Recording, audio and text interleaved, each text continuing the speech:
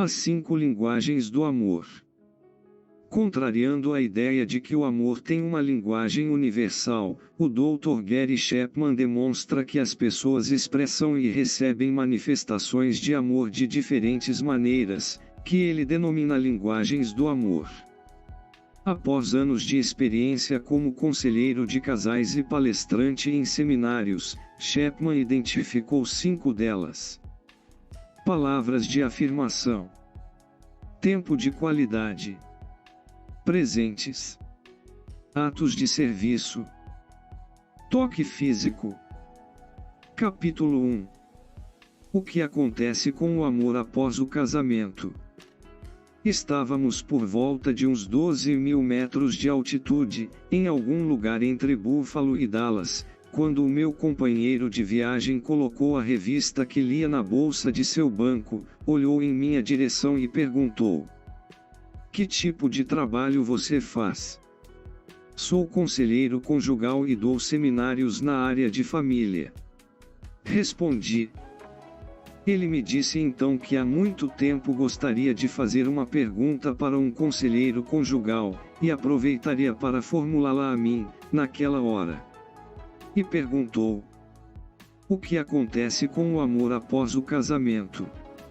Desistindo de tentar tirar um cochilo, perguntei-lhe: "O que exatamente você quer dizer?" "Bem, já me casei 3 vezes e em cada uma delas tudo era muito bonito até o enlace matrimonial. Em algum lugar, depois do sim, as coisas mudavam. Todo o amor que eu imaginava que tinha por elas, e todo o amor que elas pareciam ter por mim, evaporavam-se. Posso dizer que sou uma pessoa inteligente. Sou um empresário bem-sucedido nos meus negócios, mas não consigo entender o porquê dessa situação." Continuamos, então, a conversar. "Quanto tempo você ficou casado?" "O primeiro casamento durou cerca de 10 anos. O segundo, 3, e o último, 6 anos. O amor evaporou-se imediatamente após o casamento, ou foi uma perda gradual?" "Bem, o segundo casamento já não deu certo desde o começo. Não entendi o que aconteceu. Pensei que nós realmente nos amávamos. No entanto, a lua de mel foi um desastre e depois disso jamais nos recuperamos. Tivemos um período de 6 meses de namoro, um romance arrebatador. Estávamos realmente entusiasmados. Mas, foi só nos casarmos, para que nossa vida virasse uma batalha sem trégua. No primeiro casamento, tivemos uns 3 ou 4 anos bons, antes que o primeiro filho nascesse. Daí em diante ela deu toda a sua atenção para a criança e parecia que não precisava mais de mim." "Você disse isso a ela?" "Disse sim. Mas ela respondeu que eu estava maluco e não compreendia o que era ser uma babá 24 horas por dia. Reclamou, inclusive, que eu deveria ser mais compreensivo e ajudá-la mais. Eu tentei, mas parecia que não fazia diferença alguma. Daquela época em diante afastamo-nos ainda mais. Depois de certo tempo não havia mais amor, só indiferença. Concordamos que o nosso casamento se acabará." "E seu último casamento?" "O meu último casamento. Eu realmente pensei que ele seria diferente. Já estava divorciado há 3 anos. Namorei 24 meses com minha esposa. Achei que realmente sabíamos o que fazíamos e pela primeira vez na vida senti que realmente amava alguém. Pensei que ela me amasse de verdade." Ele prosseguiu: "Acredito que jamais mudei depois do casamento. Continuei a dizer-lhe que a amava, da mesma forma que fazia antes de nos casarmos. Declarava o quanto ela era bonita e como estava orgulhoso de ser seu marido. Porém, apenas alguns meses após o casamento ela começou a reclamar. No início era de coisas pequenas, tais como o fato de eu não levar o lixo para fora ou não guardar minhas roupas. Depois, começou a agredir o meu caráter, ao dizer-me que não podia confiar em mim e acusou-me de ser-lhe infiel. Tornou-se totalmente negativista. Antes de nos casarmos, ela nunca fora pessimista, pelo contrário, era uma das pessoas mais otimistas que já conheci. E essa foi uma das características que mais me atraiu nela. Ela jamais reclamava de alguma coisa. Tudo que eu fazia era maravilhoso. Bastou casarmos-nos, para que de repente eu não fizesse mais nada certo. Então gradativamente perdi meu amor por ela e fiquei magoado. Era óbvio que ela não me amava mais. Concordamos que não havia mais motivo para continuarmos juntos e nos separamos. Ele fez uma pausa e continuou. Isso foi há 1 ano. Minha pergunta, então, é: o que acontece com o amor após o casamento? Minha experiência é algo comum. É por isso que temos tantos divórcios. Não dá para acreditar que isso tenha acontecido 3 vezes comigo. E aqueles que não se separam? Eles aprendem a viver com o vazio em seus corações, ou o amor permanece vivo em algum casamento. Se isso sucede, como é que acontece? As perguntas feitas por meu companheiro de voo são as mesmas realizadas hoje em dia por milhares de pessoas, sejam casadas ou divorciadas. Algumas são dirigidas a amigos, outras a conselheiros, a pastores, e outras apenas a si mesmos. Algumas respostas são dadas em vocabulário técnico de psicologia, e são simplesmente incompreensíveis. Outras vezes são levadas para o lado do humor. A maioria das piadas e frases contém alguma verdade, mas, de forma geral, é como oferecer aspirina a uma pessoa com câncer. O desejo de ter-se um amor romântico no casamento está profundamente enraizado em nossa formação psicológica. A maioria das revistas populares possui pelo menos um artigo sobre como manter o amor vivo no casamento. Há uma infinidade de livros escritos sobre o mesmo tema. Televisão e rádio abordam esse assunto em programas e entrevistas. Manter o amor aceso em nossos casamentos é um assunto muito sério. Mesmo com tantos livros, revistas e ajuda disponível, porque aparentemente tão poucos casais parecem ter descoberto o segredo de manter vivo o amor após o casamento. Porque um casal que assiste a um curso de comunicação e ouve as maravilhosas ideias de como melhorar o diálogo, volta para casa e não consegue colocar em prática os exercícios aprendidos. O que acontece, se depois de lermos um artigo do tipo 100 formas de expressar amor a seu cônjuge e colocarmos em prática umas 3 formas, que nos parecem mais adequadas, nosso cônjuge ainda assim não reconhece nosso esforço? Desistimos das outras 97 formas e retornamos ao cotidiano de nossas vidas. Devemos estar dispostos a aprender a primeira linguagem do amor de nossos cônjuges, se quisermos comunicar o amor de forma efetiva. A resposta às perguntas anteriores é o propósito desta obra. Não desejo afirmar que todos os livros e artigos já publicados não ajudem. O problema é que não levamos em conta uma verdade fundamental: as pessoas falam diferentes linguagens do amor. Na área da linguística há alguns grandes grupos de idiomas: japonês, chinês, espanhol, inglês, português, grego, alemão, francês e outros. A maioria de nós aprende somente a língua de nossos pais e irmãos, nossa primeira linguagem, ou seja, nosso vernáculo. Mais tarde, podemos até aprender outros idiomas, mas em geral com mais dificuldade. Então surge o que chamamos de nossa segunda língua DIN.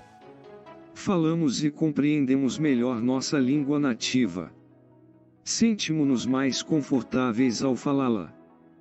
Mas quanto mais utilizarmos uma língua secundária, mais à vontade nos sentiremos para expressá-la. Se falarmos somente nosso idioma, e encontrarmos alguém que também só fale o seu, diferente do nosso, a comunicação entre nós será bem limitada. Será necessário apontar, murmurar, desenhar ou fazer mímica para comunicar a ideia que desejamos transmitir. Poderemos até nos entender, mas será uma comunicação bem rudimentar. As diferenças de linguagem fazem parte da cultura humana. Se quisermos ter um bom intercâmbio cultural, será necessário aprendermos a linguagem daquele com quem desejamos nos comunicar. O mesmo acontece no âmbito do amor. Sua linguagem emocional e a de seu cônjuge podem ser tão diferentes quanto é o idioma chinês do inglês. Não importa o tanto que você se esforce para manifestar seu amor em inglês, se seu cônjuge só entende chinês, jamais conseguirão entender o quanto se amam. O meu amigo do avião usava a linguagem das palavras de afirmação para sua terceira esposa quando disse a ela o quanto a achava bonita, o quanto a amava e o quanto se orgulhava de ser seu marido. Ele utilizava a linguagem do amor, e era sincero, mas ela não a entendia. Talvez ela procurasse o amor em seu comportamento, mas não o encontrou. Ser sincero não é o suficiente. Devemos estar dispostos a aprender a primeira linguagem de nosso cônjuge, se quisermos comunicar eficazmente o nosso amor. Minha conclusão, após 20 anos de aconselhamento conjugal, é que existem, basicamente, 5 linguagens do amor. Em linguística, um idioma pode ter inúmeros dialetos e variações. Semelhantemente, com as 5 linguagens emocionais básicas do amor, também há vários dialetos. Eles se encontram nos artigos das revistas, tais como 10 formas de demonstrar amor à sua esposa, 20 maneiras de segurar seu marido em casa, ou 365 expressões do amor conjugal.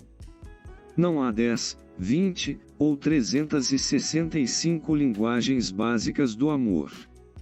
Em minha opinião, há somente 5. No entanto, pode haver inúmeros dialetos.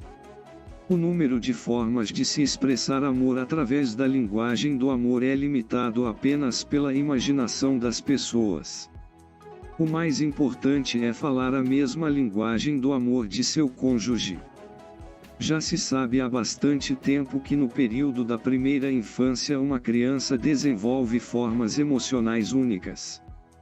Por exemplo, há algumas que possuem um padrão muito baixo de autoestima, ao passo que outras o têm muito elevado. Algumas desenvolvem padrões de insegurança, enquanto outras crescem sentindo-se seguras. Algumas se sentem amadas, queridas e apreciadas, e outras, mal amadas, incompreendidas e desapreciadas.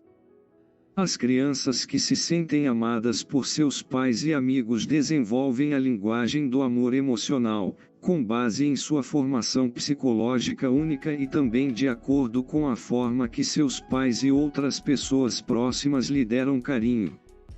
Elas falarão e entenderão sua primeira linguagem do amor. Mais tarde elas poderão aprender outras línguas para se comunicarem, mas sempre se sentirão mais confortáveis com o primeiro idioma que aprenderam. Crianças que não se sentem amadas por seus pais e amigos também desenvolverão uma primeira linguagem do amor.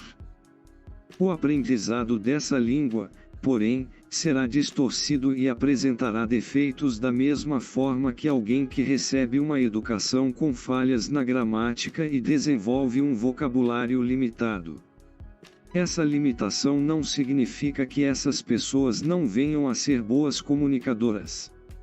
Implica, sim, que terão de trabalhar mais diligentemente do que os que cresceram na atmosfera do amor saudável. É muito raro que marido e mulher tenham a mesma primeira linguagem emocional do amor. Nossa tendência é falar nossas primeiras linguagens do amor e ficamos confusos quando nosso cônjuge não compreende o que desejamos comunicar. Expressamos nosso amor, mas a mensagem não chega compreensível porque, para eles, o que falamos é uma língua desconhecida. Aí se encontra o problema. O propósito deste livro é oferecer uma solução para esta questão. Por isso me empenhei em escrever esta obra sobre o amor. Uma vez que conheçamos as 5 linguagens básicas do amor e compreendamos a nossa própria, como também a de nosso cônjuge, então teremos a informação necessária para que coloquemos em prática as ideias dos outros livros e artigos. Desde que você identifique e aprenda a falar a primeira linguagem do amor de seu cônjuge, creio que terá descoberto a chave para um amor conjugal duradouro. O amor não pode evaporar-se após o casamento. Para mantê-lo vivo, a maioria de nós terá de aprender uma segunda linguagem do amor. Não podemos confiar somente em nossa língua pátria, se nosso cônjuge não a compreende. Se quisermos que ele compreenda o amor que lhe desejamos comunicar, devemos expressá-lo na primeira linguagem do amor. Capítulo 2. Cultivando o amor que agradece. Amor é o vocábulo mais importante em qualquer idioma e também o que mais gera confusão. Pensadores, tanto seculares quanto religiosos, concordam que este sentimento ocupa um papel central em nossa vida. Disse que o amor é uma coisa esplendorosa e o amor faz o mundo girar. Milhares de livros, músicas, revistas e filmes existem pela inspiração dessa palavra. Inúmeros sistemas filosóficos e teológicos estabeleceram um lugar de destaque para esse sentimento. O fundador da fé cristã coloca o amor como a característica que deve distinguir seus seguidores. Psicólogos concluirão que sentir-se amado é a principal necessidade do ser humano. Por amor, subimos montanhas, atravessamos mares, cruzamos desertos e enfrentamos todo tipo de adversidade. Sem amor, montanhas tornam-se insuperáveis, mares intransponíveis, desertos insuportáveis e dificuldades avolumam-se pela vida afora. O apóstolo dos gentios, Paulo, exaltou o amor ao afirmar que qualquer ato humano não motivado por esse sentimento é em si vazio e sem significado. Concluiu que na última cena do drama humano, somente 3 características permanecerão: fé, esperança e amor. Porém, a maior delas é o amor. Se concordarmos que a palavra amor permeia a sociedade humana, tanto no passado, como no presente, devemos admitir que também é uma das mais confusas. Nós a utilizamos em milhares de formas. Dizemos, eu amo cachorro quente, e, numa outra frase, eu amo minha mãe. Nós a usamos para descrever atividades que apreciamos, nadar, patinar e caçar. Amamos objetos, comida, carros e casas. Amamos animais, cachorros, gatos e até tartarugas. Amamos a natureza, árvores, grama, flores e estações. Amamos pessoas, mãe, pai, filhos, esposas, maridos e amigos. Chegamos até a nos apaixonar pelo próprio amor. Como se isso tudo não fosse suficientemente confuso, também usamos a palavra amor para explicar determinados comportamentos. Agi dessa forma porque a amo. Essa explicação muitas vezes é dada como desculpa. Um homem que se envolve em adultério chama esse relacionamento de amor. O pastor, por sua vez, chama-o de pecado. A esposa de um alcoólatra recolhe os pedaços após o último episódio de seu marido. Ela chama essa atitude de amor. Os psiquiatras, porém, tratam-na como codependente. Um pai que atende a todos os desejos de seu filho também chama essa atitude de amor. Um terapeuta familiar chamaria de paternidade irresponsável. O que é um comportamento amoroso? O propósito deste livro não é o de desfazer a confusão que gira em torno deste sublime sentimento, mas focalizar aquele tipo de amor que é essencial à nossa saúde emocional. Psicólogos infantis afirmam que toda criança possui necessidades emocionais básicas que devem ser supridas para que se possa atingir uma estabilidade emocional. Entre elas, nenhuma é tão essencial quanto o amor, a afeição e a necessidade de alguém sentir que pertence a outro e é querido. Com um suprimento adequado de afeição, uma criança tornar-se-á um adulto responsável. Sem esse amor essencial, ele ou ela ficará emocional e socialmente atrofiado. Logo que ouvi a metáfora que se haiteou a seguir, gostei muito dela. Dentro de cada criança há um tanque emocional esperando para ser cheio com o amor. Se ela se sentir amada, desenvolver-se-á normalmente, porém, se seu tanque de amor estiver vazio, ela apresentará muitas dificuldades. Diversos dos problemas de comportamento de uma criança provêm do fato de seu tanque de amor estar vazio. Essa metáfora foi dada pelo Dr. Ross Campbell, um psiquiatra que se especializou no tratamento de crianças e adolescentes. Enquanto eu o ouvia falar, pensei nas centenas de pais que, em meu escritório, desfilavam as inúmeras reclamações sobre seus filhos. Até então, eu nunca pensara em uma criança daquelas como um tanque de amor vazio, mas sem dúvida via os resultados dessa situação. Os problemas de comportamento apresentados eram uma forma de procurar o amor que não recebiam.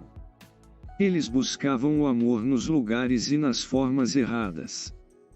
Lembrei-me de Ashley que aos 13 anos de idade cuidava de uma doença sexualmente transmissível. Seus pais estavam chocados. Ficaram uma fera com a filha e também muito bravos com a escola, a qual culpavam por ensinarem sobre sexo. Por que é que ela teve de fazer o que fez? Perguntavam.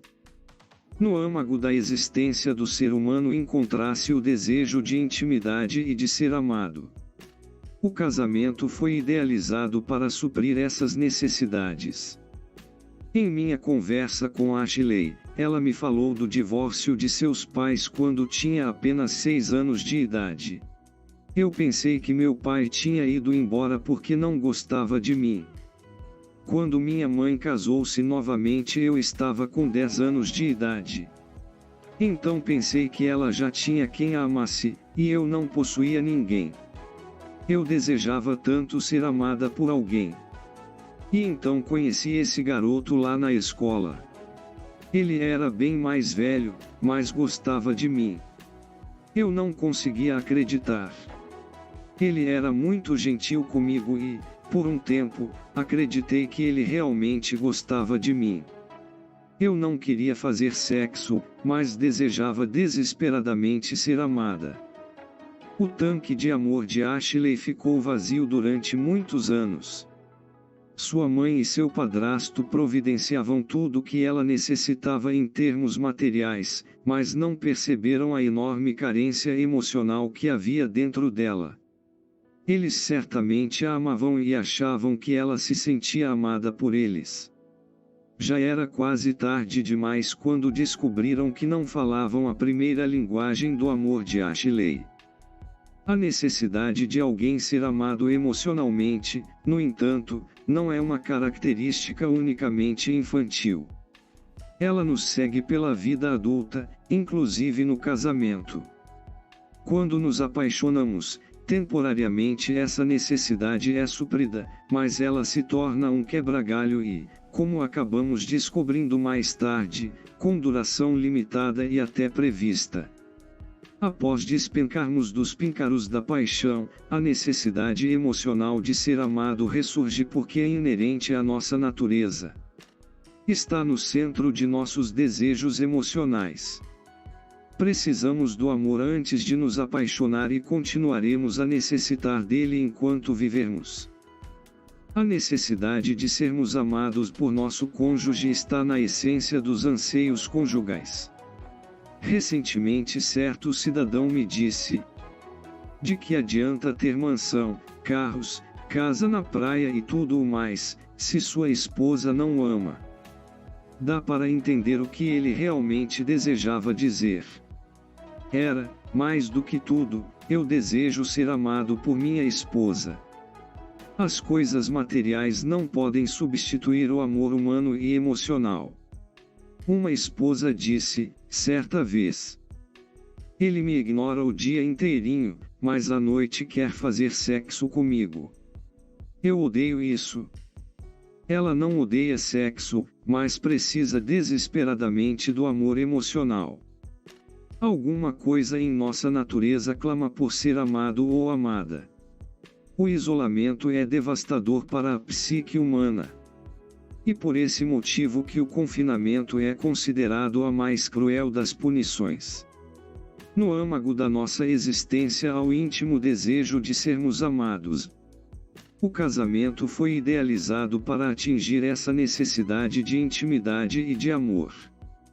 Por esse motivo os antigos registros bíblicos dizem que o homem e a mulher tornam-se uma só carne. Isso não significa que as pessoas perderão suas identidades, quer dizer que ambos entrarão nas vidas um do outro, de forma íntima e profunda. O Novo Testamento desafia os maridos e as esposas a amarem-se mutuamente. De Platão a pé que os escritores têm enfatizado a importância do amor no casamento. No entanto, esse amor que é tão importante, também é escorregadio.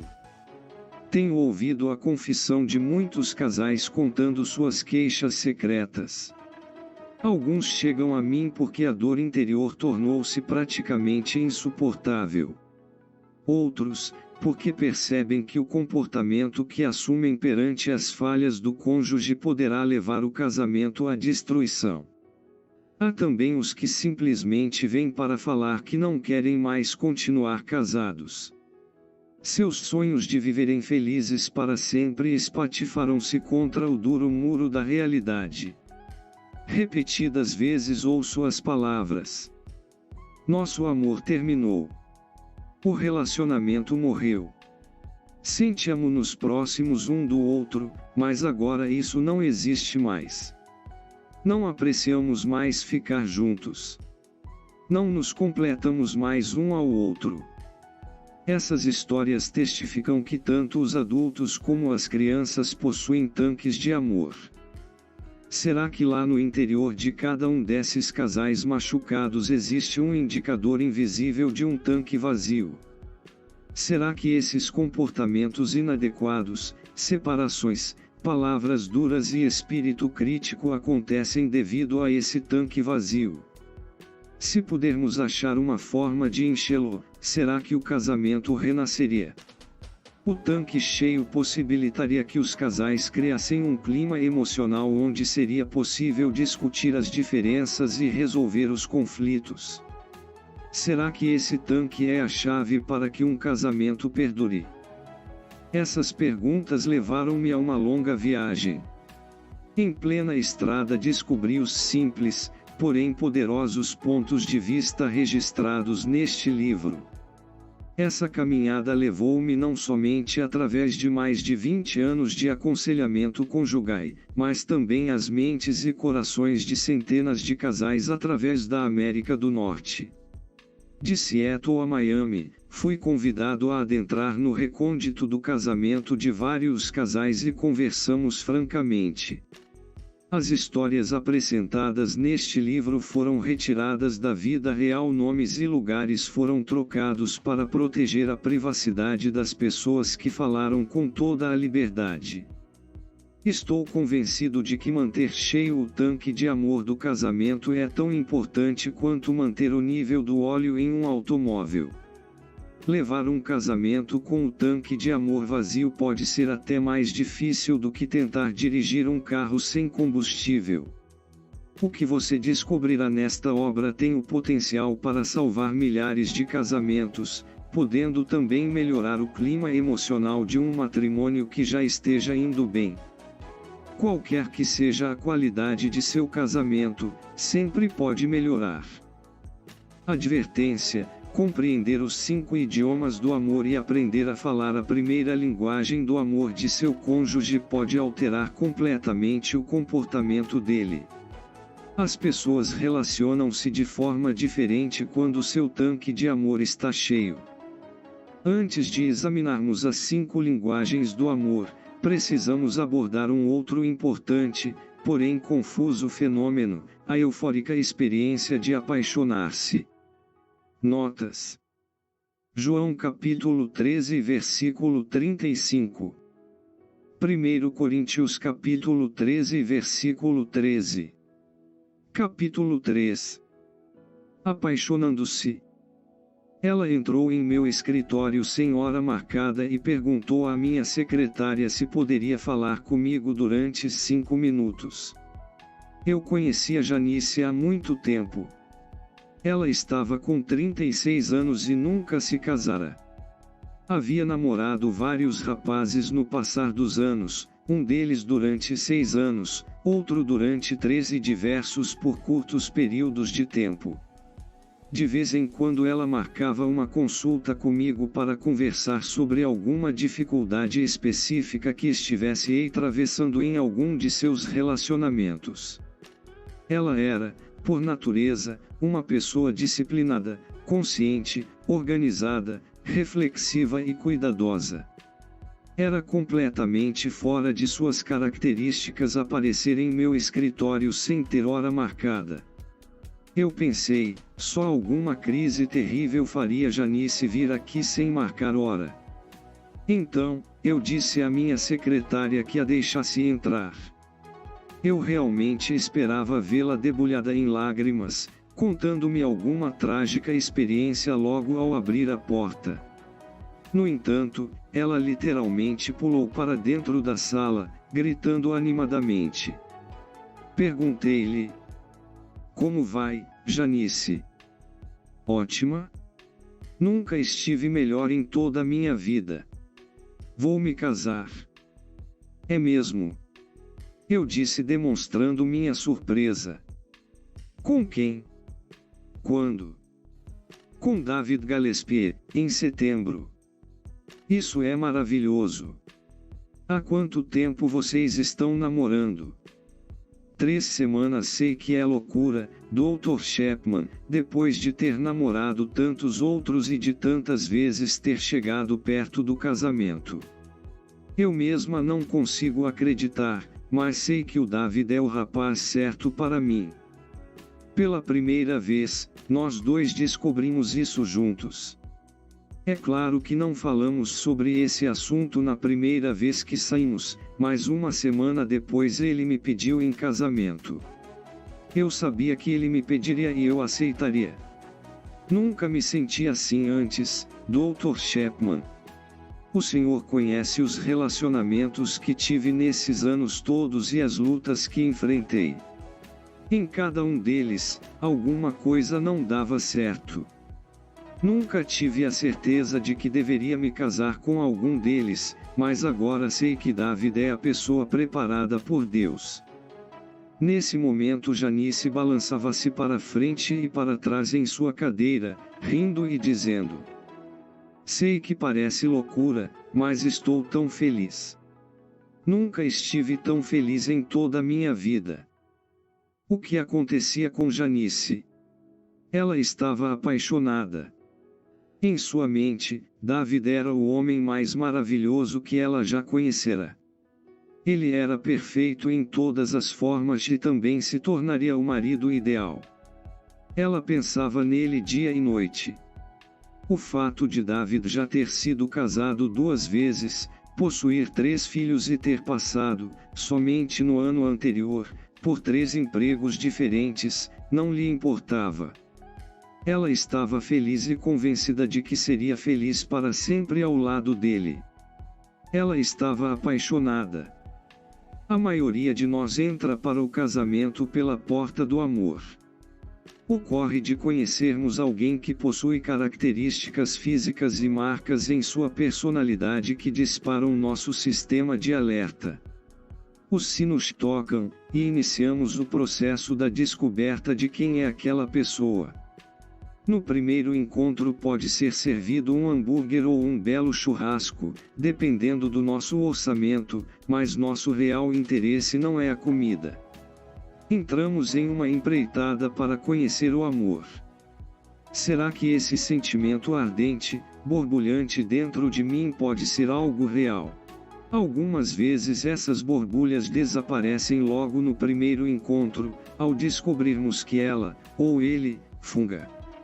Dessa forma, as borbulhas escorregam por nossos dedos e não queremos mais comer hambúrguer com aquela pessoa. Outras vezes, porém, as borbulhas aumentam mais ainda, após aquele lanche. Arrumamos vários outros encontros e, pouco tempo depois, o nível de intensidade chega a ponto de afirmarmos: acho que estou apaixonada.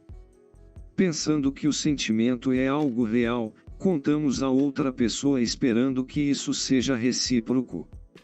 Se não é, as coisas dão uma esfriada, ou então redobramos nossos esforços para impressionar e acabamos, eventualmente, conquistando o amor de nosso amado.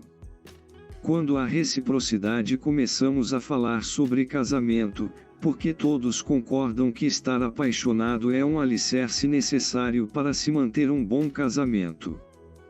Nossos sonhos, antes de nos casarmos, são de êxtase conjugal.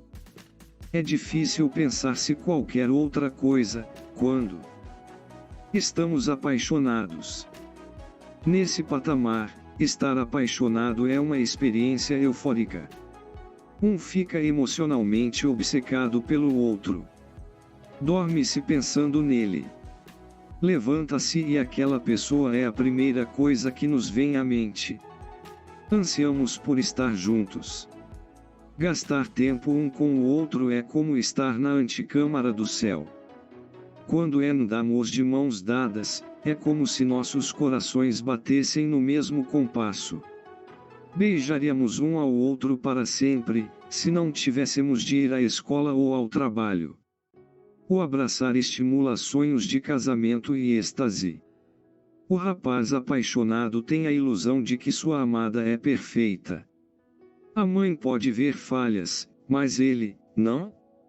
A mãe diz: querido, você já considerou o fato de que ela esteve em tratamento psiquiátrico durante 5 anos? Ele, porém, réplica: oh, mãe, dá um tempo.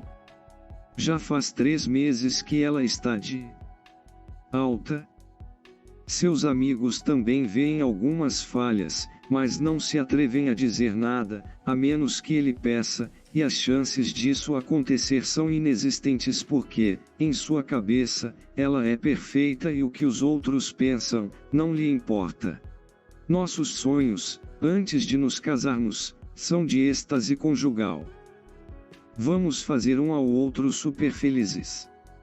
Outros casais podem discutir e brigar, mas isso não acontecerá conosco. Nós nos amamos.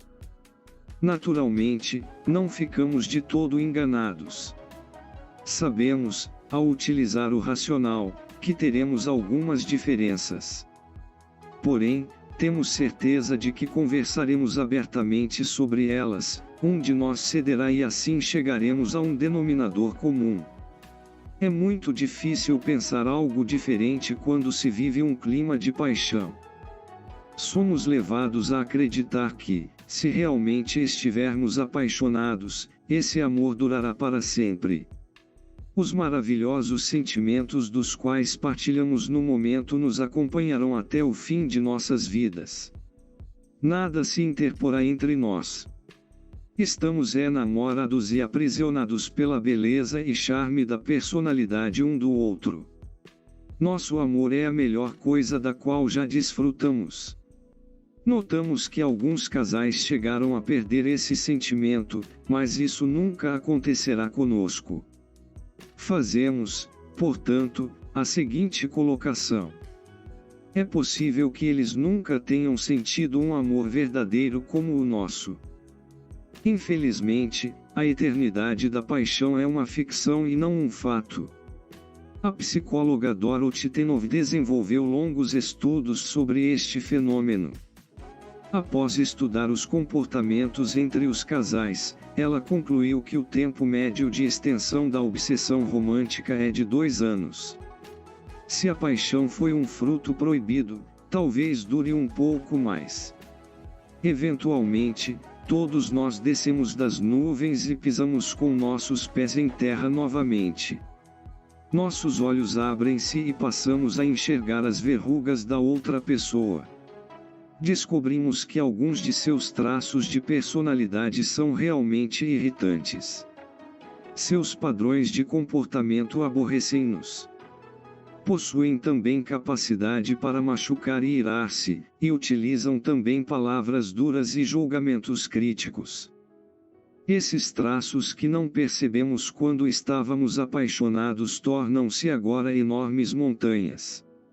Então nos recordamos das palavras ditas por nossa mãe e perguntamos a nós mesmos: como pude ser tão tolo? Bem-vindos ao mundo real do casamento, onde fios de cabelo sempre estarão na pia e respingos brancos da pasta de dente estarão no espelho. Discussões ocorrem por causa do lado de se colocar o papel higiênico, se a folha deve ser puxada por baixo ou por cima. E um mundo onde os sapatos não andam até o guarda-roupa e as gavetas não fecham sozinhas, os casacos não gostam de cabides e pés de meia somem quando vão para a máquina de lavar. Nesse mundo, um olhar pode machucar, uma palavra pode quebrar. Amantes podem tornar-se inimigos e o casamento um campo de batalha sem trégua. O que aconteceu com a paixão? Que coisa! Foi uma ilusão que nos enganou e levou-nos a assinar nossos nomes na linha pontilhada, na alegria e na tristeza. Não é de se admirar que tantos amaldiçoem o casamento e o ex-cônjuge, a quem um dia amarão. Além disso, se fomos enganados, temos o direito de ficar bravos. Será que foi realmente amor? Acho que sim. O problema é que houve falta de informação. A principal falha na informação é o falso conceito de que a paixão dura para sempre. Deveríamos saber disso. Uma simples observação é o bastante para concluirmos que, se as pessoas permanecessem obcecadas pela paixão, estaríamos em grandes apuros. As ondas da paixão iriam de encontro aos negócios, à indústria, à igreja, à educação e ao restante da sociedade. Por quê? Porque pessoas apaixonadas perdem o interesse nas outras coisas. Por esse motivo também chamamos a paixão de obsessão. O estudante colegial que entra em uma paixão avassaladora, vê suas notas despencarem. É difícil concentrar-se nos estudos quando se está apaixonado. Amanhã vai cair na prova a Segunda Guerra Mundial. Mas, quem se importa com essa guerra? Quando se está apaixonado, tudo o mais parece irrelevante. Um certo senhor me disse: Dr. Chapman, meu trabalho é estafante. Eu, então, lhe perguntei: o que você quer dizer com isso? Eu conheci uma garota, apaixonei-me por ela e desde então não consigo fazer mais nada. Não consigo concentrar-me no serviço. Fico o dia inteiro sonhando com ela. A euforia do estado de paixão concede-nos a ilusão de que estamos em um relacionamento bem íntimo. Sentimos como se nos pertencêssemos um ao outro. Passamos a pensar que somos capazes de enfrentar qualquer problema que surja. Sentimos-nos altruístas em relação um ao outro.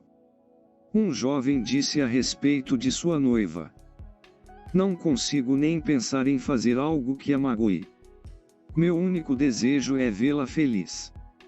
Essa obsessão dá-nos o falso sentimento de que nossas atitudes egocêntricas foram erradicadas e tornamo-nos um tipo de Madre Teresa de Calcutá, de tão desejosos que ficamos de fazer qualquer coisa para o bem de nosso amado. A razão pela qual nos sentimos tão à vontade para fazer tais coisas, deve-se ao fato de sinceramente acreditarmos que a pessoa por quem estamos apaixonados sente o mesmo por nós. Cremos que ela também está comprometida em suprir nossas necessidades, e ama-nos tanto quanto a amamos e também nada fará para nos magoar.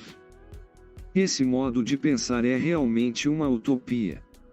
Não é que sejamos hipócritas quanto ao que pensamos e sentimos, mas estamos dominados por expectativas irreais.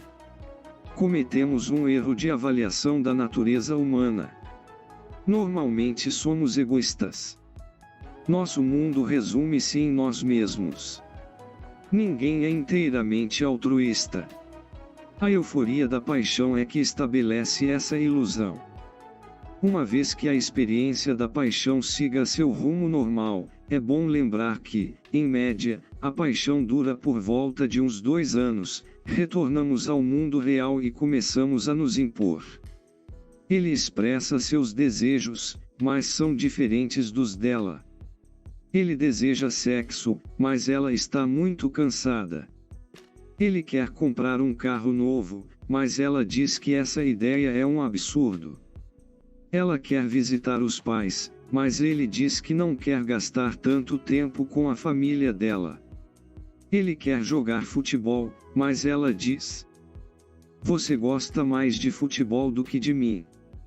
Gradativamente a ilusão da intimidade dilui-se e os desejos individuais, as emoções, os pensamentos e os padrões de comportamento assumem seus lugares. Tornam-se 2 pessoas. Suas mentes não se fundirão em uma só e suas emoções misturarão-se superficialmente no oceano do amor. Agora, então, as ondas da realidade começam a separá-los.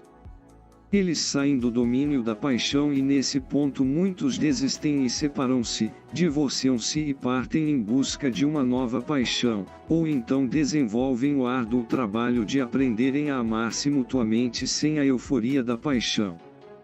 A experiência da paixão não possui enfoque em nosso próprio crescimento, nem no crescimento e desenvolvimento do cônjuge.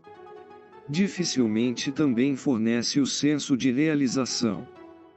Alguns pesquisadores, entre eles o psiquiatra M. Scott Peck e a psicóloga Dorothy Tenove, chegaram à conclusão de que a experiência da paixão não deveria, de forma alguma, ser chamada de amor.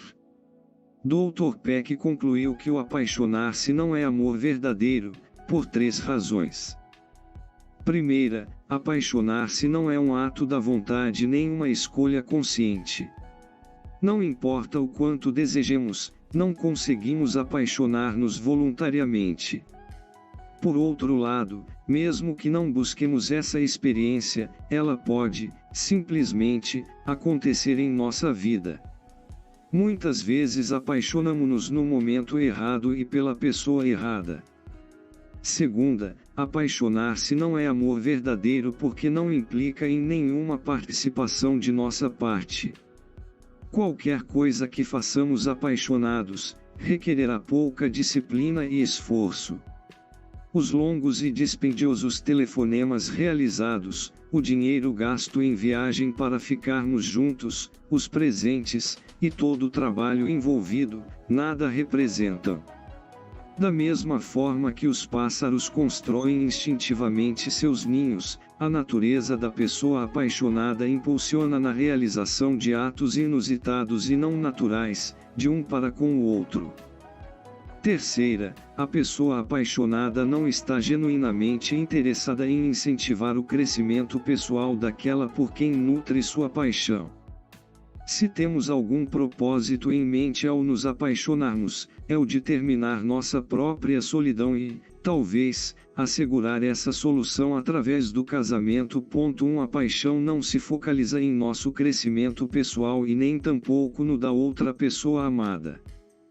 Pelo contrário, a sensação é a de que já se chegou onde se deveria alcançar e não é necessário crescer mais. Encontramo-nos no ápice da felicidade e nosso único desejo é continuar lá. E nosso amado, naturalmente, também não precisa mais crescer, pois já é perfeito. Esperamos somente que ela, mantenha essa perfeição.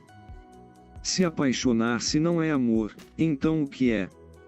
Dr. Peck afirma, e um componente instintivo e geneticamente determinado do comportamento de acasalamento. Em outras palavras, um colapso temporário das reservas do ego que constituem o apaixonar-se, é uma reação estereotipada do ser humano a uma configuração de tendências sexuais internas e estimulações sexuais externas, as quais designam-se ao crescimento da probabilidade da união e elo sexual, tendo em vista a perpetuação da espécie.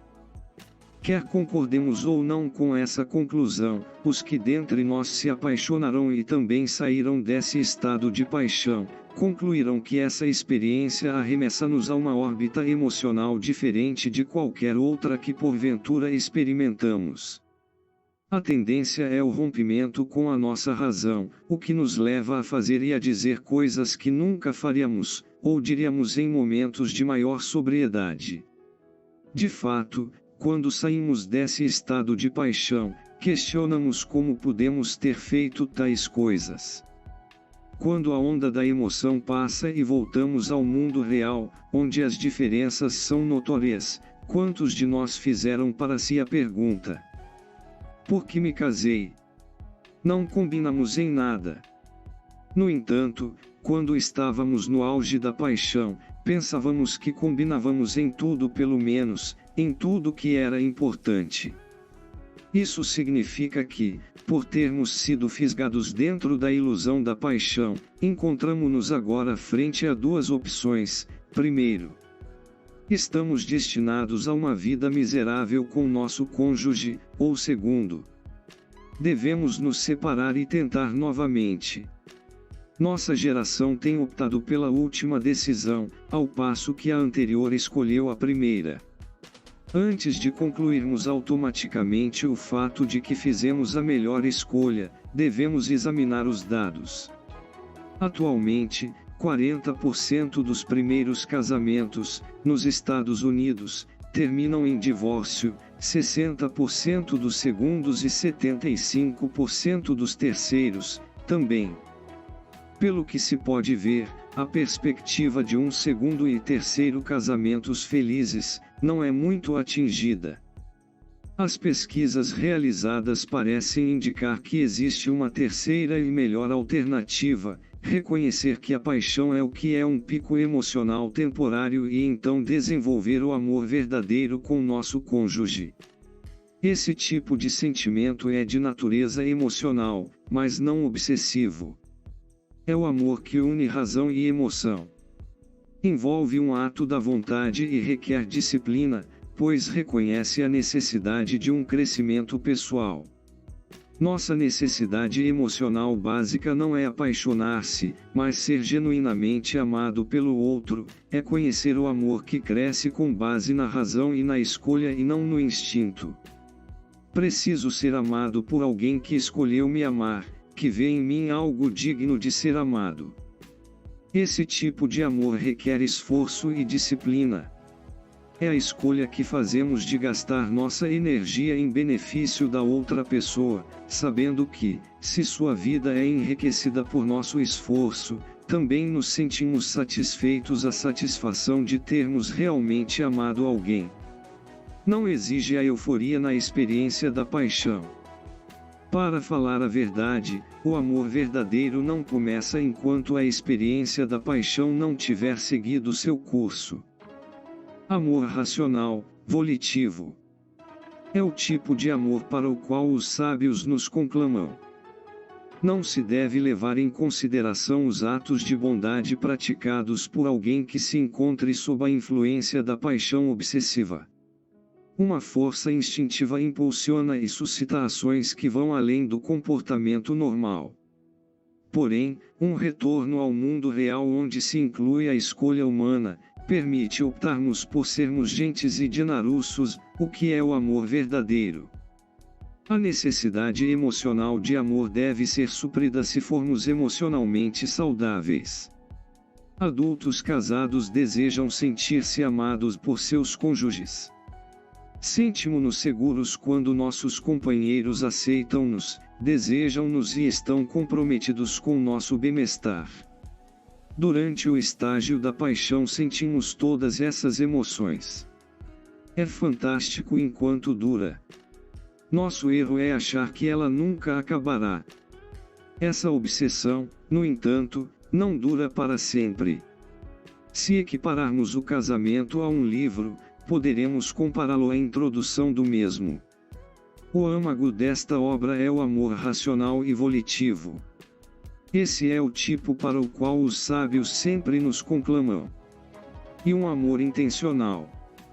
Essa é uma boa notícia aos casais que perderam seus sentimentos de paixão. Se o amor é uma opção, então eles possuem a capacidade de amar após a experiência da paixão haver passado e regressarem ao mundo real. Esse tipo de amor inicia-se com uma atitude ou modo de pensar. Amor é a atitude que diz: sou casado com você e escolho lutar pelos seus interesses. Então, os que optam por amar encontrarão formas apropriadas para demonstrar essa decisão. Alguém pode comentar: isso parece tão estéril. Amor como uma atitude e com um comportamento apropriado. Onde estão as estrelas cadentes e as fortes emoções? Onde ficam a ansiedade do encontro, a piscada de olho, a eletricidade do beijo e o entusiasmo do sexo? E a segurança emocional de se saber que ocupamos o primeiro lugar na mente da outra pessoa? Este livro é exatamente sobre isso. Como suprir as profundas necessidades de amor de uma pessoa. Se aprendermos e optarmos por isso, então o amor que compartilharmos tornar-se-á melhor do que qualquer coisa que possamos sentir enquanto dominados pela paixão. Durante vários anos tenho compartilhado o conceito das 5 linguagens do amor em meus seminários e nas sessões de aconselhamento. Milhares de casais atestaram a validade do que você descobrirá através desta leitura. Meus arquivos estão lotados de cartas de pessoas com quem nunca me encontrei, dizendo: um amigo meu me emprestou uma de suas fitas sobre as linguagens do amor e sua mensagem revolucionou meu casamento. Tínhamos tentado há anos amar-nos, mas não conseguíamos. Agora que falamos as linguagens adequadas do amor, o clima emocional de nosso casamento tem melhorado muito. Quando o tanque do amor emocional de seu cônjuge está cheio e ele se sente seguro de seu amor, o mundo todo fica mais claro e ele caminha para atingir o mais alto potencial de sua vida. Porém, quando este reservatório está vazio e ele se sente usado e não amado, o mundo todo parecerá escuro e não conseguirá utilizar seu potencial de vida. Nos próximos 5 capítulos explicarei as 5 primeiras linguagens emocionais do amor e então, no de número 9, ilustrarei como descobri-las, pois podem tornar seu esforço de amar mais produtivo. Capítulo 4. A primeira linguagem do amor, palavras de afirmação. Mark Twain disse certa vez: um bom elogio pode me manter vivo durante 2 meses. Se tomarmos suas palavras ao pé da letra, 6 elogios por ano manteriam seu tanque do amor em nível operacional. Sua esposa, porém, provavelmente precisará de mais do que isso. Uma forma de se expressar o amor emocional é utilizar palavras que edificam. Salomão, um dos escritores da Bíblia, escreveu: a morte e a vida estão no poder da língua, o que bem a utiliza come do seu fruto. Muitos casais nunca aprenderam o tremendo poder de uma afirmação verbal mútua. Mais tarde, este rei acrescentou: a ansiedade no coração do homem o abate, mas a boa palavra o alegra. Elogios verbais e palavras de apreciação são poderosos comunicadores do amor. São os melhores comunicados em forma de expressão direta e simples, como: você ficou tão elegante com esse terno.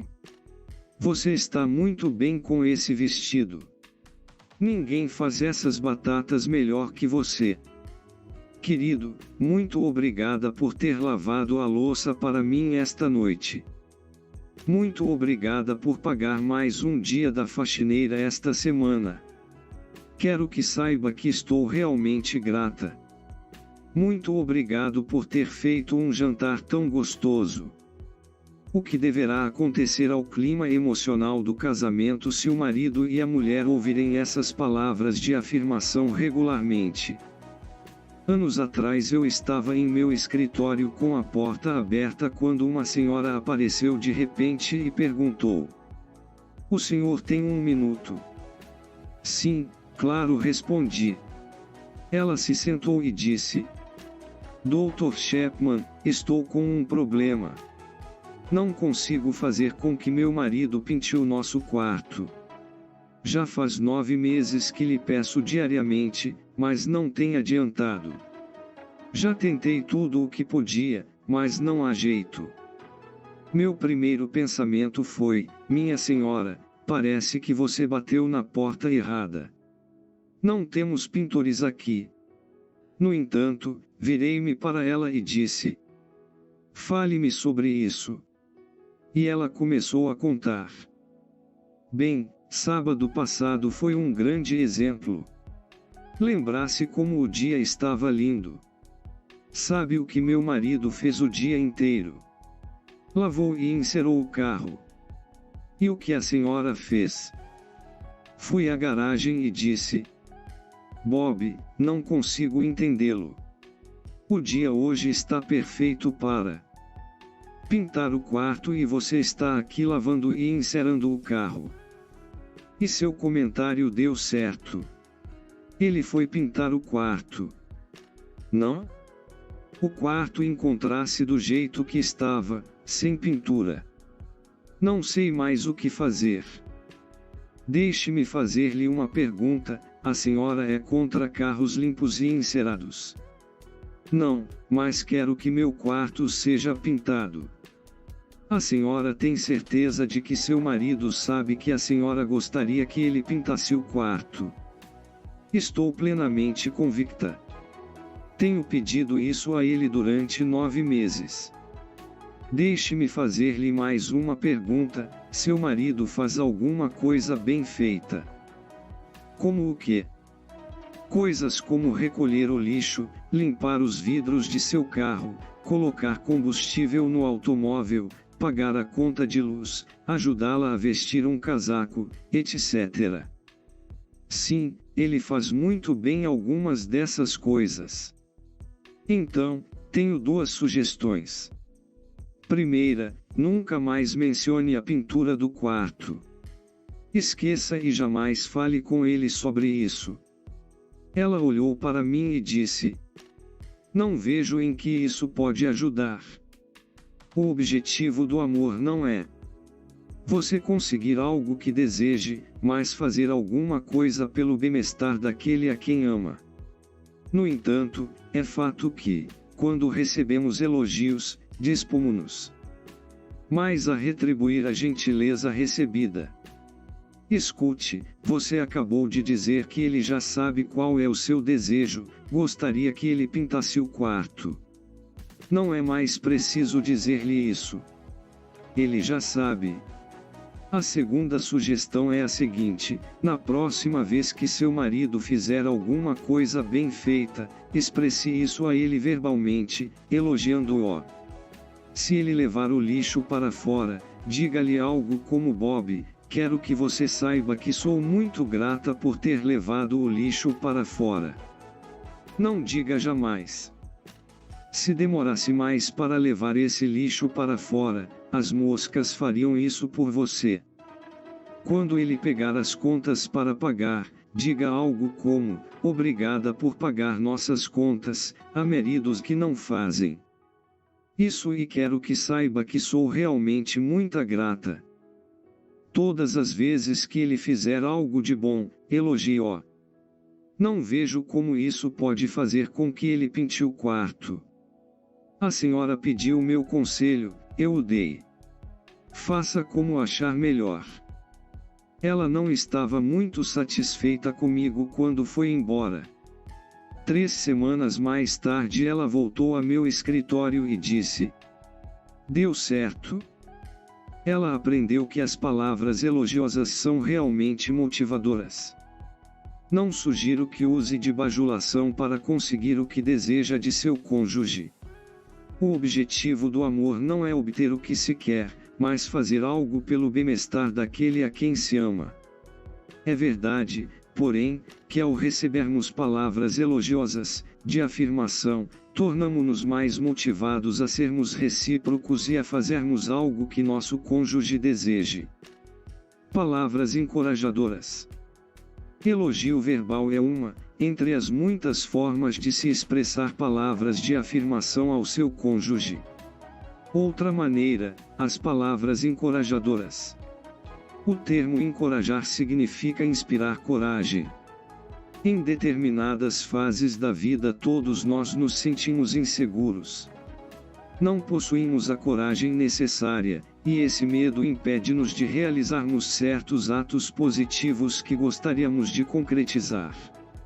O potencial latente de seu cônjuge, nestas áreas de instabilidade, talvez espere suas palavras de encorajamento. Alison sempre gostou de escrever. Mais tarde, na faculdade, fez alguns cursos de jornalismo. Percebeu rapidamente que seu entusiasmo em redigir superava, em muito, seu interesse pela história, que fora sua matéria predileta. Já era muito tarde para que mudasse de faculdade, mas, após se formar e antes de seu primeiro filho, ela escreveu vários artigos.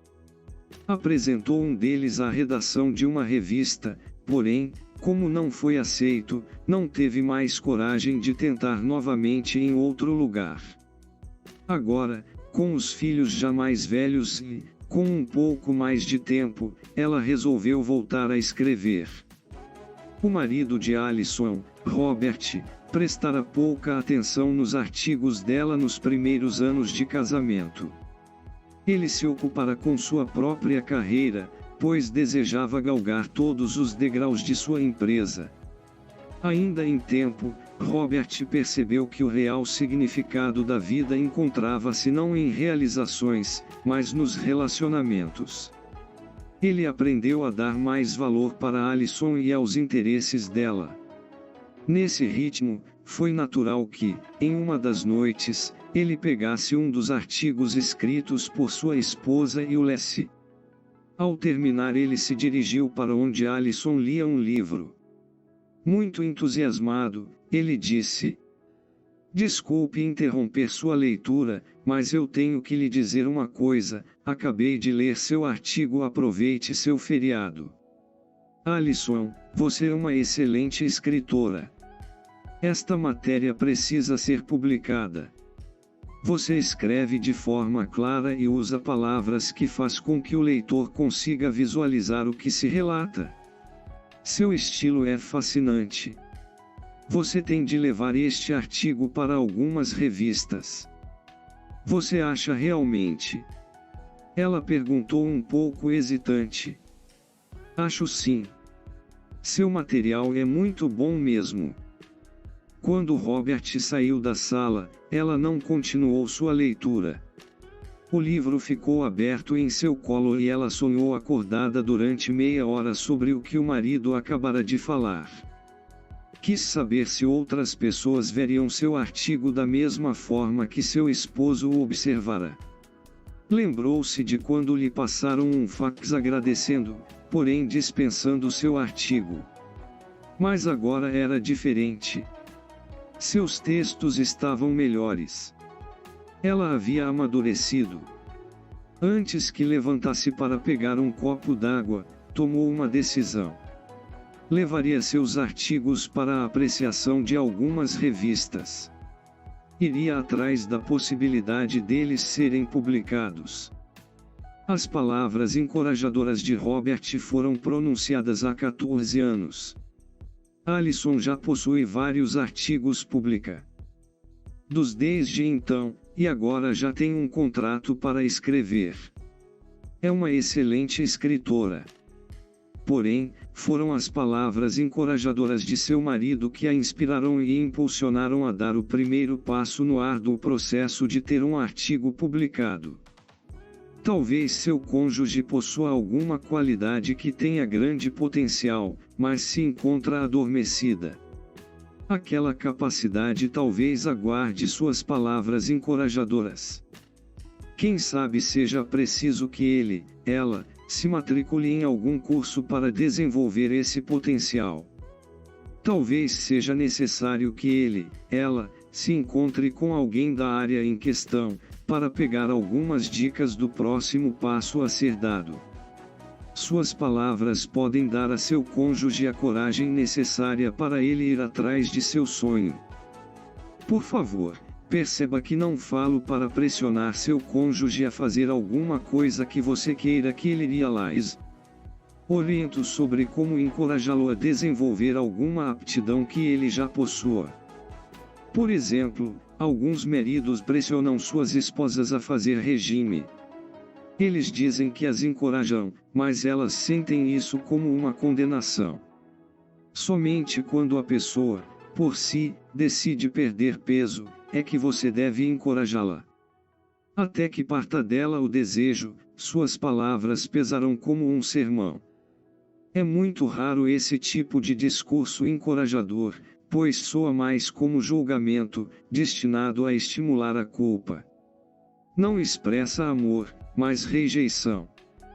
Encorajamento requer empatia, que nos leva a enxergar o mundo segundo a perspectiva de nosso cônjuge.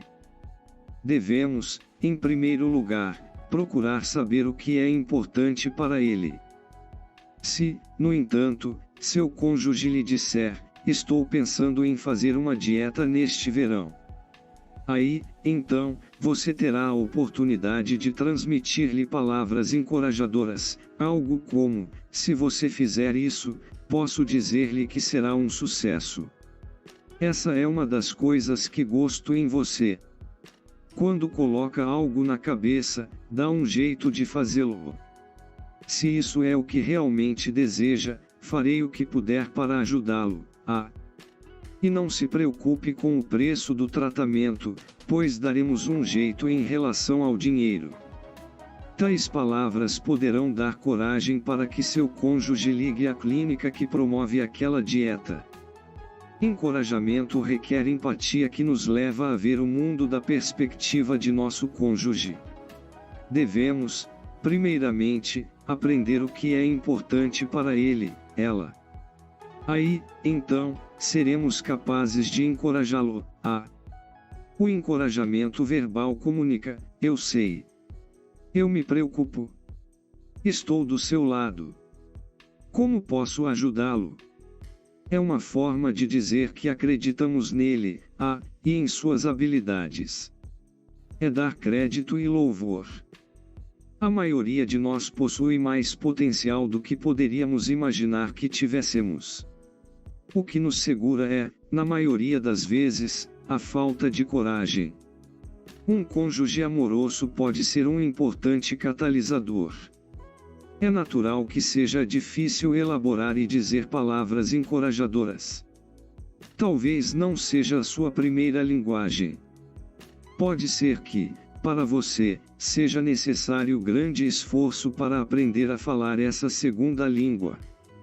Isso será especialmente difícil se você tem um padrão de palavras críticas e condenatórias. Porém, posso assegurar-lhe que seu esforço será recompensado. Palavras bondosas. O amor é esplendoroso. Se desejamos comunicá-lo de forma verbal, devemos utilizar palavras bondosas. Isso tem a ver com a forma através da qual nos expressamos.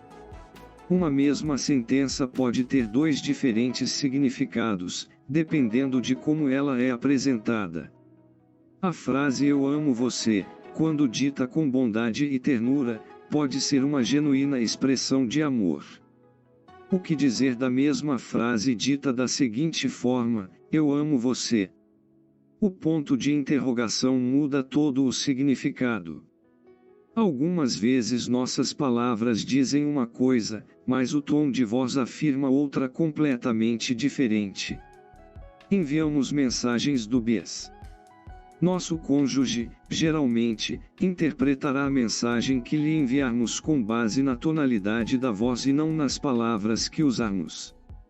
A frase "eu faço questão de lavar a louça hoje à noite", dita em tom de voz cavernosa, não será recebida como uma expressão de amor.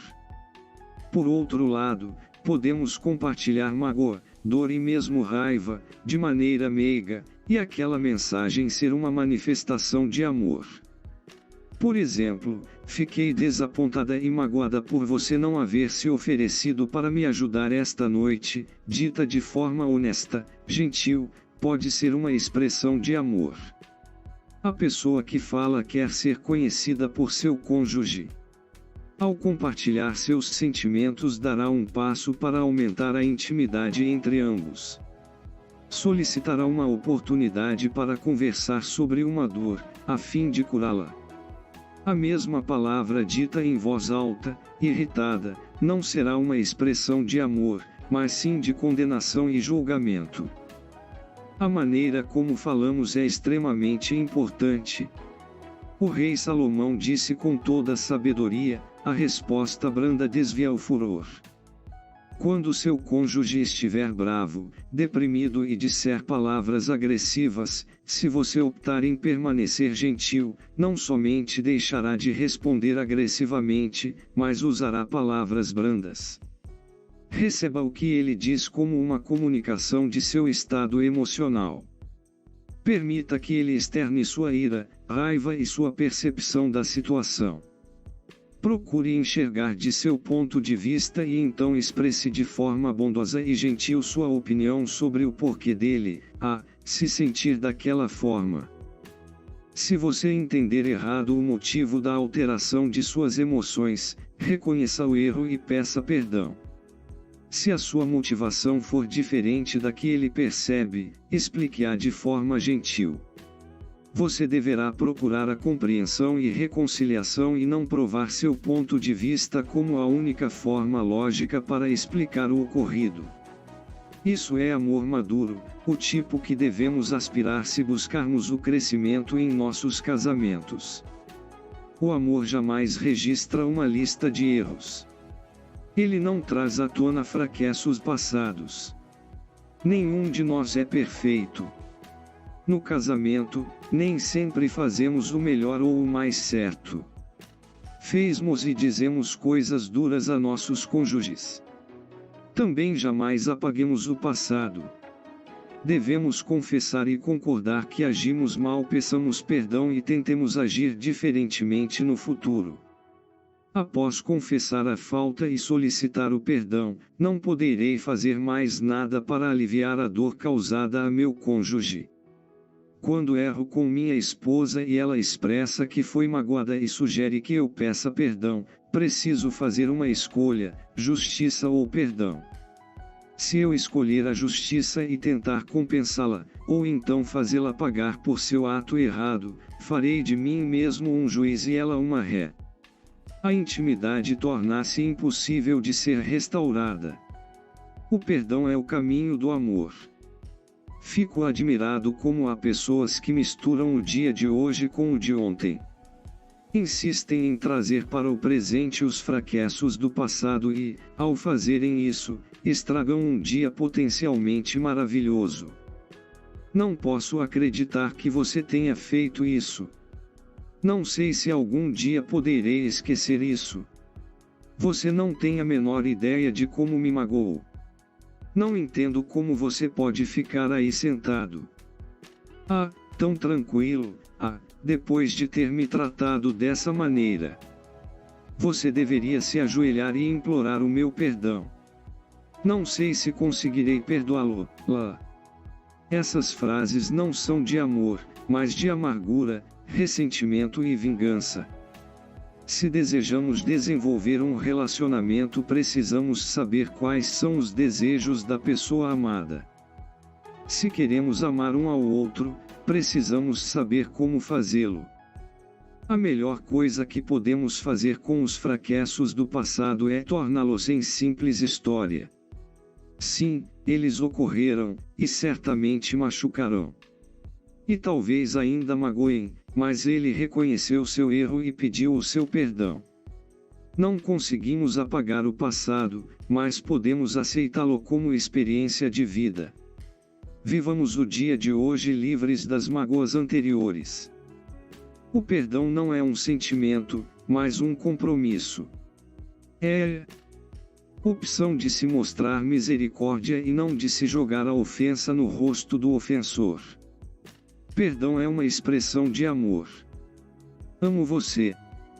Preocupo-me com você e decido perdoá-lo. Mesmo que eu continue ainda por um tempo a sentir-me machucado, não permitirei que o ocorrido interponha-se entre nós. Espero que aprendamos com essa experiência. Você não é um fracassado porque teve um fracasso. Você é meu marido, esposa, e juntos continuaremos nossa caminhada. Estas são palavras de afirmação, ditas no dialeto de palavras gentes. Palavras humildes. O amor faz solicitações, não imposições. Quando dou ordens a meu cônjuge, torno-me pai, mãe, e ele, ela, filho. O pai diz ao filho de 3 anos o que ele deve fazer, ou melhor, o que ele precisa realizar. Isso é necessário porque uma criança nesta idade ainda não sabe como navegar nas traiçoeiras águas da vida. No casamento, no entanto, somos iguais, parceiros adultos. Não somos perfeitos, mas adultos e parceiros. Se vamos desenvolver um relacionamento íntimo, precisamos conhecer os desejos um do outro. Se queremos amar um ao outro, precisamos saber o que ele, ela, pretende. No entanto, a forma como expressamos esses desejos é muito importante. Se os colocamos como ordens, eliminamos as possibilidades da intimidade e afugentamos nosso cônjuge. Se, no entanto, expressarmos nossas necessidades e desejos como pedidos, apontaremos um caminho, mas não empurraremos ninguém para ele. O marido que diz: querida, sabe aquela torta de maçã deliciosa que você faz? Será que poderia preparar uma esta semana? Eu amo aquela sobremesa. Concederá uma dica de como ela pode expressar-lhe amor e, dessa forma, ambos crescerão em intimidade. Por outro lado, o esposo que diz: desde que nosso filho nasceu, você nunca mais fez aquela torta de maçã. Pelo jeito, vou ficar sem comê-la por mais uns 18 anos, deixou de ser adulto e tornou a comportar-se como um adolescente. Tais reclamações não constroem a intimidade. A esposa que diz: será que você poderia limpar a calha este final de semana? Expressa amor ao fazer uma pergunta, um pedido. Porém, a que diz: se você não der um jeito de limpar logo essa calha, ela vai acabar despencando do telhado. Já existem brotos de árvore nela e espalham-se por todos os lados. Não demonstra amor, mas sim torna-se uma mulher dominadora. Quando alguém faz um pedido a seu cônjuge, afirma as habilidades dele e faz entender que ele, ela, possui, ou pode fazer algo, que é significativo ou valioso para o outro. No entanto, quando dá ordens, torna-se um tirano. Seu cônjuge não se sentirá afirmado, mas diminuído. O pedido implica no elemento escolha.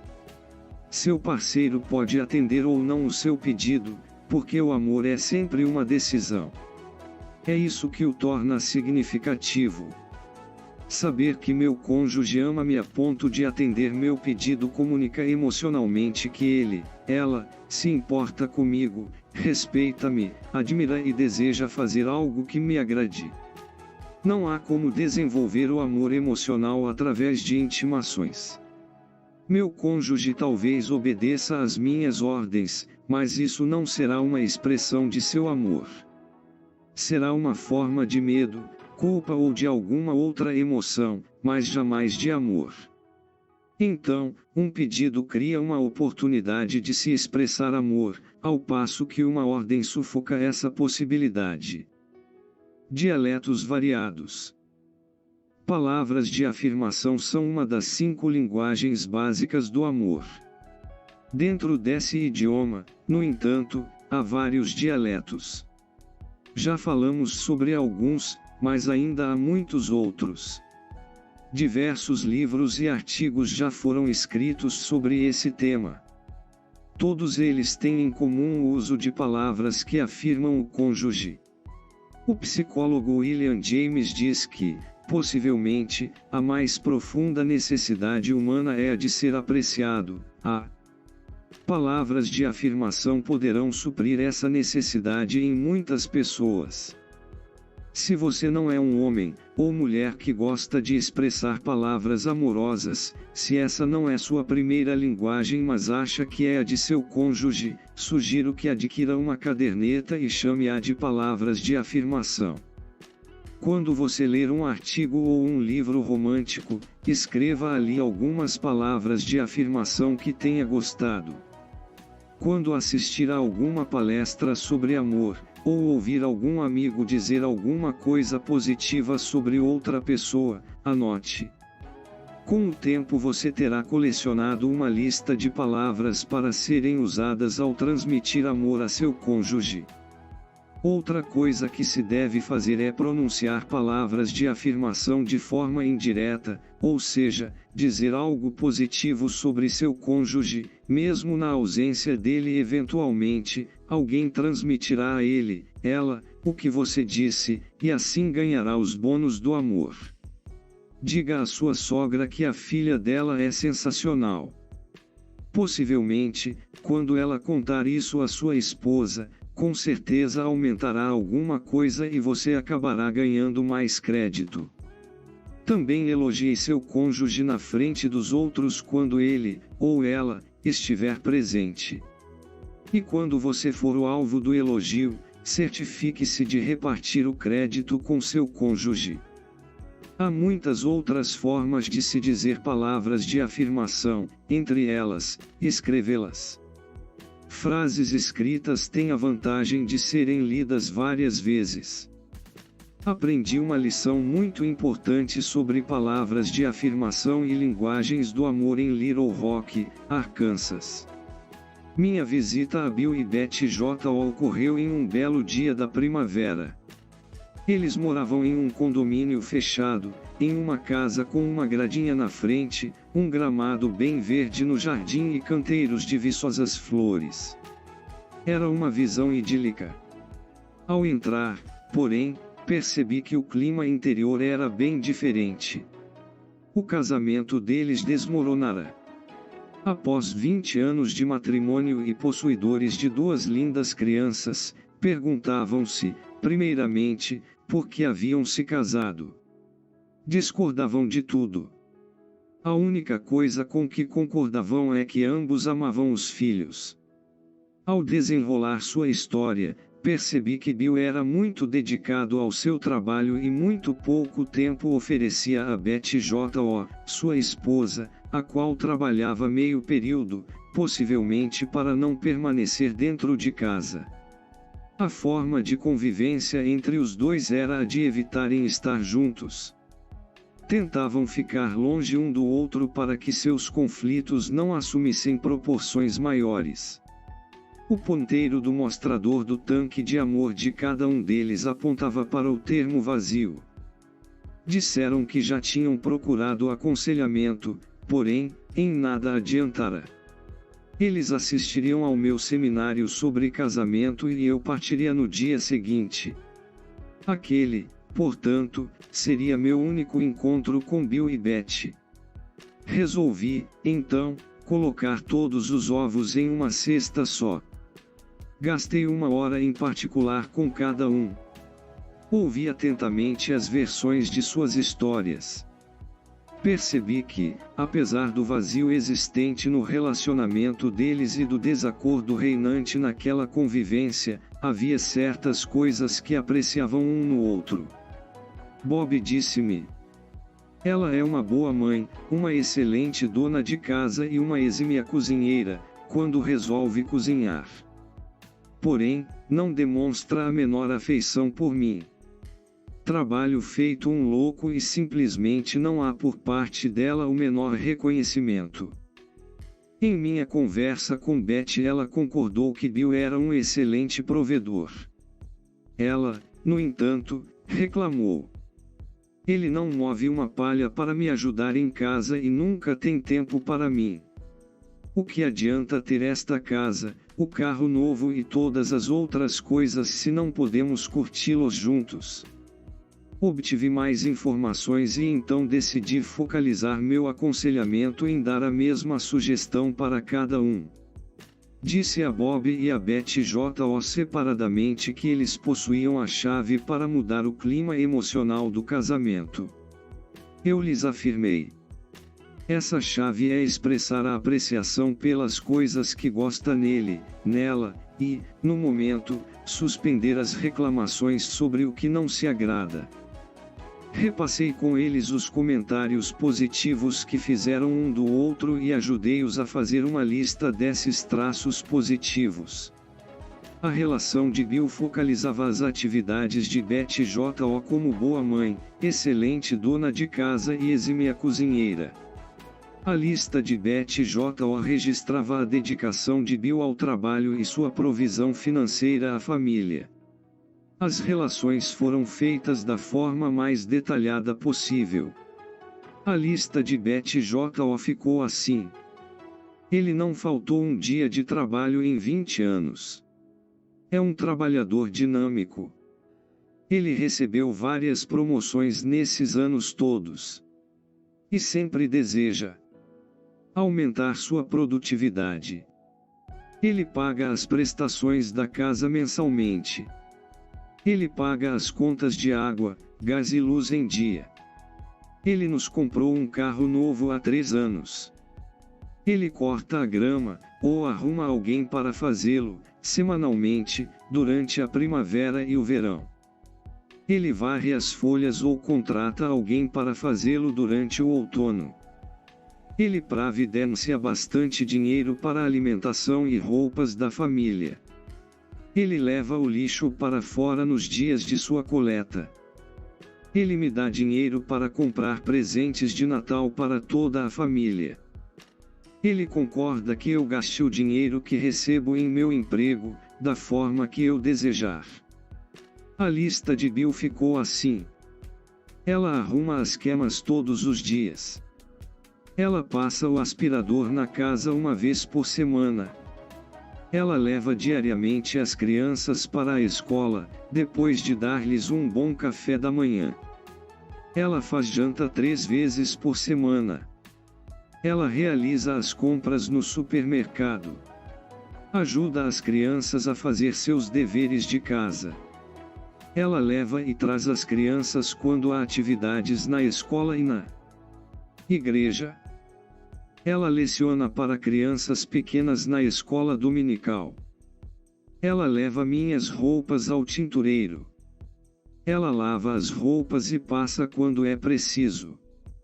Sugeri que acrescentassem a essas listas coisas que percebessem nas semanas seguintes. Solicitei também que 2 vezes por semana selecionassem alguma atitude positiva do outro e elogiassem. Dei-lhes ainda uma recomendação que se Bill a elogiasse, ela não lhe respondesse com outro elogio, mas deveria simplesmente recebê-lo e dizer: muito obrigada por suas palavras. Disse a mesma coisa a Bill. Encorajei-os a proceder dessa maneira durante 2 meses e, se achassem que funcionava, deveriam então continuar. Se, no entanto, a experiência não ajudasse a melhorar o clima emocional do casamento, eles deveriam simplesmente encarar tudo aquilo como outra tentativa que não dera certo. No dia seguinte peguei o avião e voltei para casa.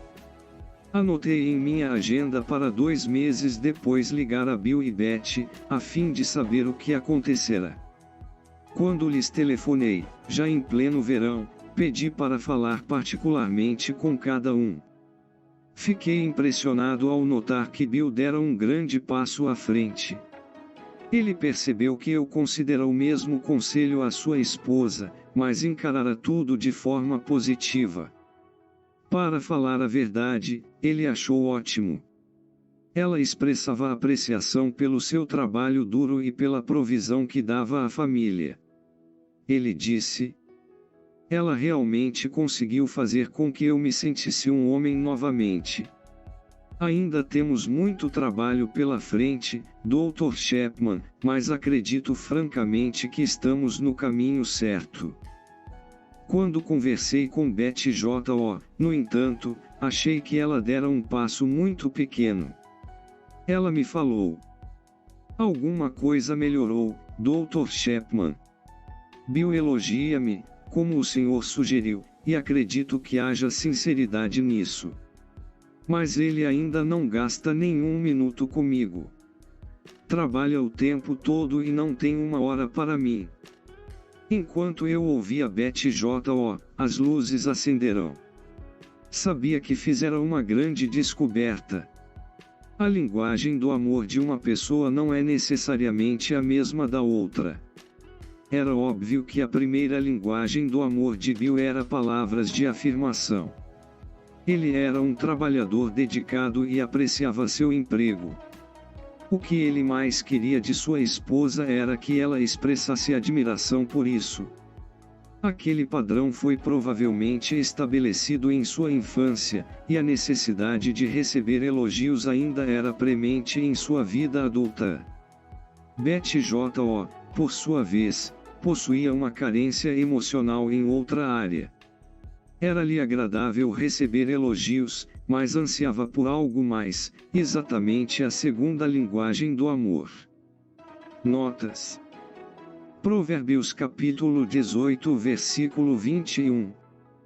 Provérbios capítulo 12 versículo 25.